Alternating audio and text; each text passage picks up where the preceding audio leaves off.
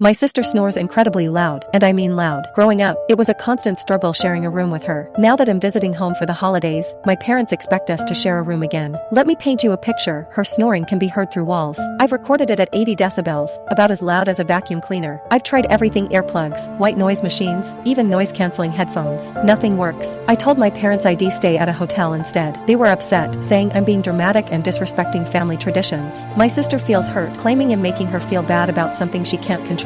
But hey, raise the thing, I literally can't sleep with that noise. I've suggested she see a doctor about possible sleep apnea, but she refuses. My parents keep insisting I need to just deal with it for the holidays. I love my family, but I need proper rest. They're now giving me the cold shoulder, and relatives are messaging me about causing drama during the holidays.